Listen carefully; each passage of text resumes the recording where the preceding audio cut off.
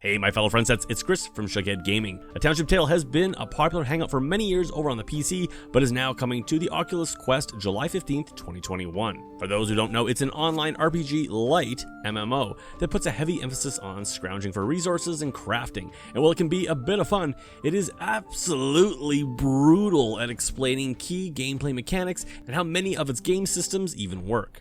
During my first few hours with the game, I was so confused and frustrated by what the game just doesn't explain, it just about ruined the whole experience for me. As such, so you don't have to endure what I did during my review play, here are the things I wish I knew before starting out in a Township Tale.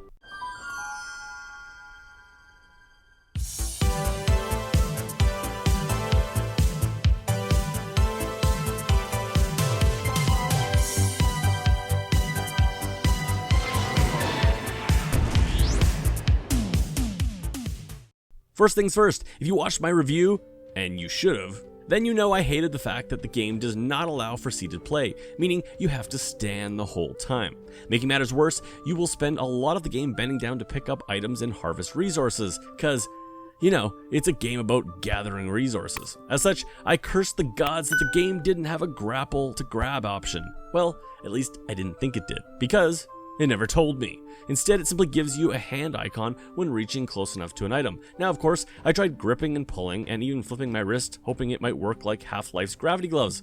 Nope, it wants you to also pull the trigger and then pull it towards you. So yeah, maybe I'm just the village idiot, but it's still not intuitive. It's a little glitchy and it doesn't work when pulling grass out of the ground. And most importantly, it doesn't work with my next point. Related to my last topic, picking up each and every item and resource you find is brutal, especially when you have to physically do it. Maybe not an issue for many, but try going out to grab a couple thousand pieces of wood and then another few thousand rocks. Shockingly, the game never explains one of its best features, and that is using a pouch to simply scoop up multiples of a given item onto the ground. Unfortunately, the grapple function doesn't work here, so you will need to bend down to do this. But it is a huge time and energy saver when out harvesting resources.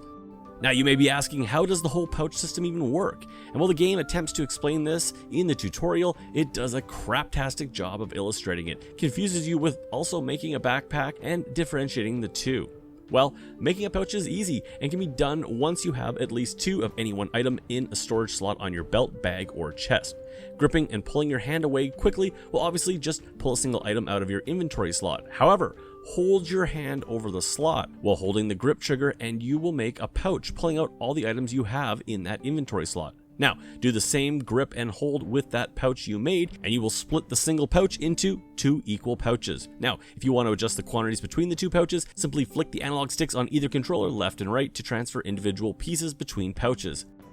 Speaking of inventory slots, the game never explains this, but the two outer slots on your belt can hold small and medium items, while the center two will only hold small items, with medium items being things like hatchets, clubs, small torches, and other small tools. So yeah, use these as weapon and tool holsters, or even your arrow ammo, leaving the front two for basic inventory management. Now, large items like shovels, two-handed swords, and pickaxes, those can't go on your waist at all, but can be stored inside your backpack or even on the side of the backpack once you're able to make a more advanced version.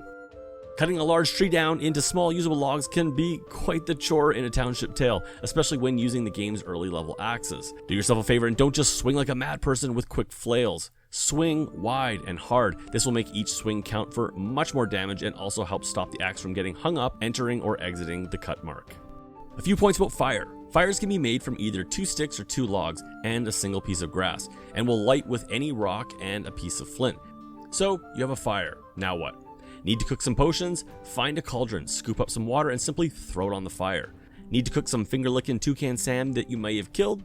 Throw that on the fire. Any fire, but make sure to keep watch as they turn brown when cooked and will burn if left unattended. Oh yeah, and simply keep a few drumsticks on you for when you need to eat, and you will never have to worry about your fullness or nutrition. Fire is also required when making a torch. Simply grab a piece of grass and any wood stick or handle laying around and attach it. Place it in the fire and ta-da! However, please note torches burn out, so don't do what I did and find that out deep in the mines with no resources to make a fire. Yeah, not fun. The game's way of communicating crafting recipes couldn't be much more vague unless they made them into Braille. And it doesn't help that they explain absolutely zero about the recipe books you will find in each and every crafting house. Oh, by the way, recipes, yeah, you'll find those out and about as well. See that book? No? Light the candle. Ta-da! Anyway, moving on to the two absolute basics the game doesn't explain. To make a recipe, the game requires you to place the recipe on the crafting table, but it never tells you that you can rip said recipe out of the book to do so. In addition, see these marks around the resource rings? These tell you how many of each item you will need, with the thicker outside marks meaning 10. Yeah, that's super intuitive, considering everywhere else they use numbers. Walking around the game world, you will often come across little kiosk-type stations. These come in a variety of styles, but all will have a collection of inventory slots with some already filled with specific resources and a number next to them. I had absolutely no idea what these were until I threw in some resources I had on me and ascertained that they expected me to deposit the same amount of listed resources, which would then, I assumed, build something. Of course, they never tell you that. And yes, these kiosks, once supplied with the required number of resources, will, depending on their location, open a road that was once impassable or build a new crafting device. Speaking of which, first things first, open up the stairs to gain access to the blacksmith, and this road, which will give you access to the tree farming region, both of which you will want opened up early on in your game to get crafting. And finally, one of the first crafting contraptions I would build is the recycler. It's found next to the blacksmith. This can be used to recycle any old tools and break them down into usable resources. Two of the first workshops you will want to work in will be the carpenter and the blacksmith. Unfortunately, the game never really explains how these work, with the carpenter table never working for me until I did this. You have no idea how long that screwed me over. Again, maybe I'm the village idiot, but damn. The blacksmith, however, is very involved and not explained at all in how to use the forge and the smithing stations. This is just straight up bad game design. As such, here's how they work. First up is the forge. Make sure it has wood for fuel, and it goes in here. Next up, light the torches. Honestly, I don't even know if you have to light all of them, but I did it. Place the plate for the recipe you want to forge, and then finally throw in the required ore to light up the forge and start the process. Yeah, that took me a while to figure out. With the finished product coming out here, just make sure to use the bellows to keep the fire going. So now you have your sword or whatever, but it's not done. Head over to the smithing station. Heat it, then hammer it until you see white rings. Repeat until finished and all the imperfections are gone. Strewn around the map, you will find various skill shrines that will allow you to specialize and upgrade your abilities around combat or in-town crafting. As is course for the game, this isn't explained and is actually very simple once you know how to do it. Okay, here is where you can track your leveling progress. Once a section is filled, you can pull out a skill, read about it, and then place it in its given slot if you want to activate that skill. Note, this can also be taken out, but with a reduced amount of XP returned. So yeah, the game has a day and night cycle, and nighttime can be a much harder time of day to be productive, especially if you don't have anything to do inside a lit workshop, which you won't for a while.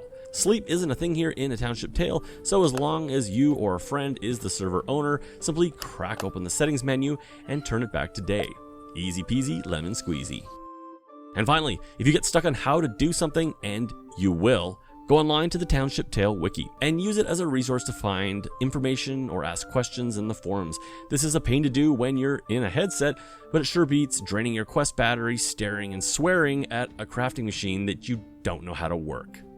Anyways, guys, that's it for me. I hope these tips and tricks are enough to get you started and help avoid some of the headaches that I ran into. If you have other tips and tricks, please throw them in the notes below. It'll help out everybody who's reading them, and I want to see them as well. So, thanks a lot, guys, and I'll catch you on the next video.